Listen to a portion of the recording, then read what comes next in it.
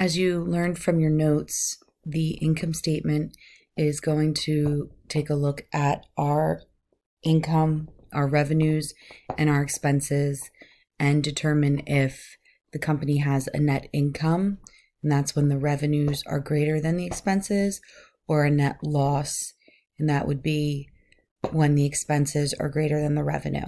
Okay, so and to review from your notes as well, the income statement is for a period of time. Okay, and so for as far as we're concerned, it's always going to be for a month. All right, so to begin, we have to start with our heading. Remember, all headings are 3 lines. The first line is the name of the company. And then the second line is the name of the statement. And lastly, we put for the period.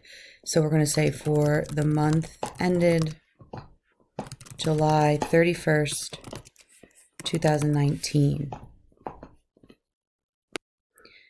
You then begin entering your revenues and your expenses on your income statement. So I have gone ahead and entered some of the information for us to keep things as simple as possible, but certain things we are going to fill in. So the first thing is right here, we will label that this first account is our revenue. So we'll say revenues. We then need to enter the value for our income from Trex. So we're going to look over here to our trial balance. This is where all of our numbers are going to come for our statements. Okay, remember, you create the trial balance after you have put all the entries into the T accounts. All right, so since we only have one revenue here, it's actually going to go over into this second column. So when you look at income statements, there's 2 columns. You have a column here and a column here. You want to think of this first column as a sort of subtotal column. Okay, so if there's a subtotal you're trying to get, it's a number of accounts added up that you're then going to put the total in. You would put it in the second column. Okay, but since there's not a number of revenues, we only have one, we're just going to go ahead and put it over in the second column. Now, since it is the first number in this column, it gets a $sign. Only the first number in the columns or the total get $signs when you're creating statements. Okay, so the total for income from Trex, if we look over here, is $23,220. Okay, and that's all you have to do for revenues. Next, we're going to enter our expenses, and you notice that I've listed them out for you. Now, there are a number of expenses that we're going to add up, and we're going to need to get the subtotal of them. So what we're going to do, the first one gets a $sign, and then we're going to enter the values.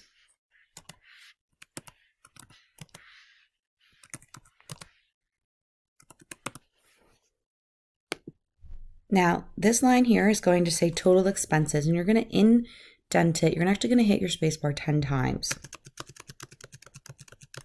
Okay, because it should be indented from the list of expenses, which were already indented from the total. Okay, and so now this is going to be the subtotal, so that can go over here into the second column. We're going to auto sum it and select all of the expenses.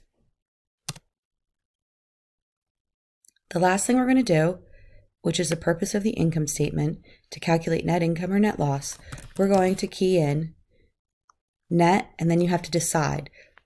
Looking at this, we know this is a net income because our revenues are greater than our expenses. So we're going to label it net income, and then we are going to enter our formula where we take our revenues and we subtract our total expenses. And we see that for the month ended July 31st, we have a net income of $18,405. Now, I would be remiss if I did not talk about the rulings that you see. So I have gone in and put the rulings for you because it can get a little tricky trying to get the computer to put them in the right spot and get the right thickness and that kind of stuff. So I have done them for you, but it's important to know that a single rule, and we talked about this before when we created the trial balance, a single rule indicates that everything above that line is being added or subtracted. Okay, so that's why we have it here to indicate that everything here is being added and the number comes over to here. And then we have the same thing, a single rule here, because this number, the 23,220, we were taking that number and subtracting 4815 to get 18,405. And when we're all done, you can see, and it's hard to see, so if I zoom in, it might be a little easier to see that you have a double rule here. Okay, now actually, now that I'm looking at this closely, we did forget one thing, and that is we need a dollar sign in front of our final number. Okay, because remember, dollar signs go in front of the first numbers in the columns, like we see here, and they go in front of the last number, the total number in the statement. As you recall from your notes, there's a certain order in which the financial statements have to be completed. So once our income statement has been completed, you can then move on to your statement of owner's equity. And the reason that the statement of owner's equity has to be completed after the income statement is if you look here on the statement of owner's equity, you will notice that the net income has to appear. So if you recall, we did compute that over on the income statement. So that's why the income statement has to be done first. As always, we start with our heading. So remember, it's the name of the company as the first line. The second line is the name of the statement. And then the last line is going to be the date or the period of time. So the statement of owner's equity is done over a period of time as well. So it will say for the month ended July 31st, 2019 is what we have here if we look over on our trial balance. As you recall from your notes, the statement of owner's equity is showing the change in the capital account throughout the time period that it's created for. So in order to show the change, you have to start with the beginning. So the first line in your statement of owner's equity is the beginning balance. So we have J. Collins Capital July 1st. And for this statement of owner's equity, we are going to assume that there was no beginning balance. So we're going to put a dollar sign and then we type in a 0. Now, when you type in a 0 in Excel, the way that that cell is formulated, when you press enter, it just puts a line, okay? But you do need to make sure that you put that 0 in. You are then going to fill in any investments that happened during the month. Okay, so this is going to be, we're going to work on a subtotal here. So we're going to put these numbers in the first column. And since it is the first number in this column, we're going to put a dollar sign. And the investment during July is going to come from our trial balance. And that is the capital balance. So that was all the investments that happened. So whether the owner invested money, sometimes we see the owner invested equipment, that is going to come from the trial balance. So we see that it's $95,400. The next thing on our statement of owner's equity is the net income or net loss. In this case, it's going to be the net income. We know that. So if we toggle back over to our income statement, we recall and we see that the net income for the month ended July 31st, 2019 is $18,405. So we pop back over to our statement of owner's equity and we plug that in, $18,405. You're then going to get a subtotal. You're going to add your investment and your net income together. Now, if this was a net loss, that means the company lost money. That meant your expenses are greater than your revenue. You are going to take the investment and subtract out the net loss. And we will do a separate example of financial statements at a later time where it is a net loss, okay? So please note that it's not always going to be added here. It's only added if it's a net income. So we're going to go ahead and put our formula in.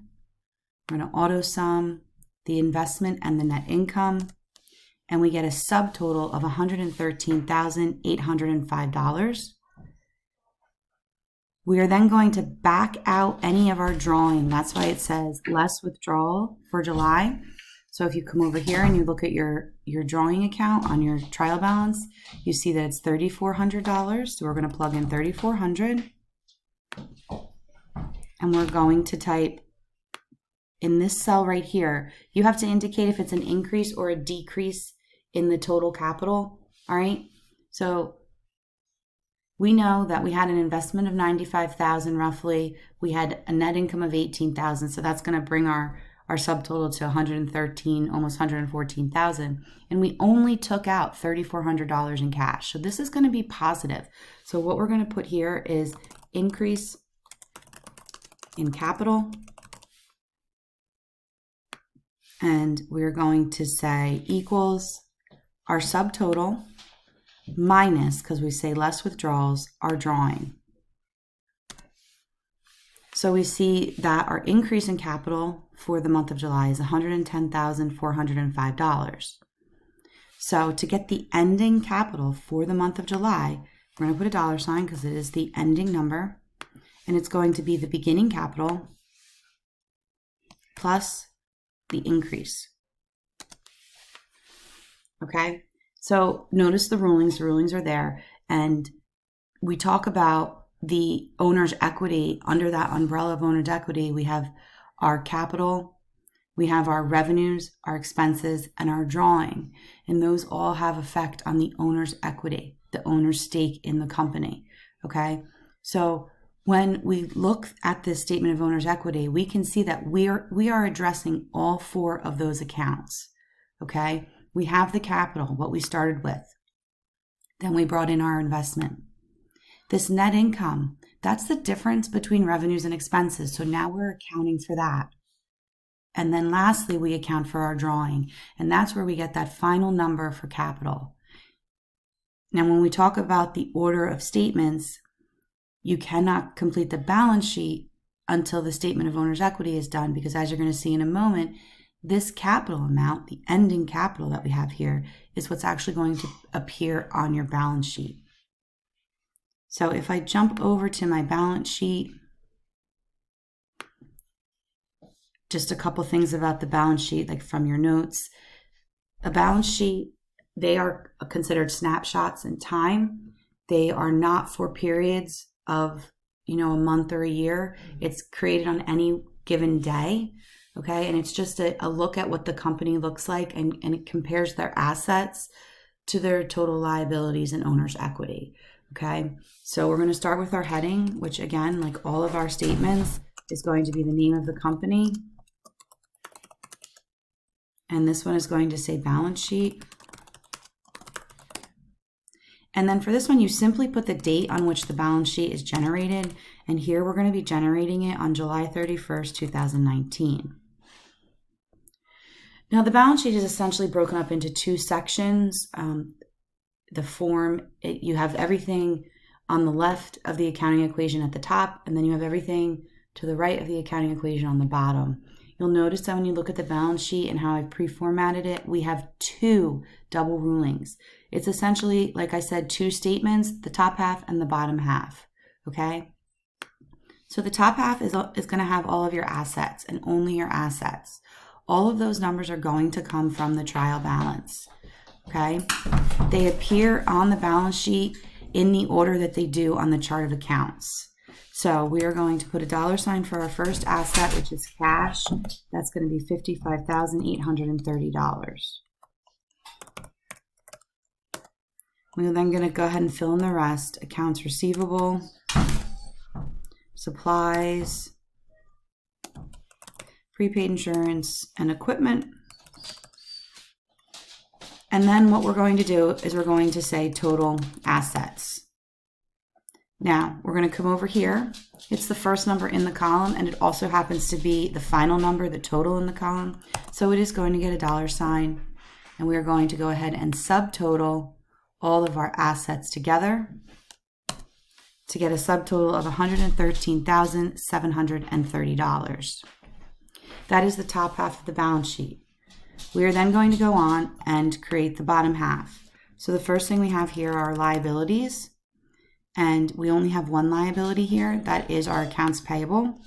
So it is going to get a dollar sign because remember, essentially this is two separate statements. So this is the first number in that second statement in that column. Okay, and the accounts payable amount is $3,325. The next section on the bottom half of the balance sheet is going to be called the owner's equity. And remember, inside of owner's equity goes revenues, expenses, drawing, and capital, okay? So if you look at your trial balance right now, you have a capital balance of $95,400, but that balance does not represent the revenues, expenses, capital, and drawing, okay? So that's where the statement of owner's equity comes in. And if we pop back over to the statement of owner's equity, we can see that the capital balance that we're going to show on the balance sheet is $110,405, okay? So if I pop over here, that is the capital that we put on here, okay? Because remember, this is one section of owner's equity and there's only one item in it. But owner's equity is made up of revenues, expenses, drawing, and capital, okay? All right, and then the bottom here, we're going to say total liabilities and owner's equity. And this is going to be a total. I cannot spell. And I'm sorry for all the chaos you hear in the video. So this is a total, so we're going to put a $sign there. And we're going to add the liabilities and the owner's equity. So it's going to be equal and add. And we see that we have $113,730. Notice our assets equal our liabilities and owner's equity. Okay, that is the purpose of the balance sheet, to show that it's in balance, to show that the accounting equation is in balance. Please never turn into me a balance sheet that does not balance. I'm going to knock 10 points off of whatever assignment it is, okay? Because you should know if they don't balance, it's wrong. And then you need to go back and start to figure out what happened, okay? All right, so that is the 3 financial statements and how to complete them. I'm going to encourage you to refer back to this video as much as possible and as much as you need whenever you are creating these statements.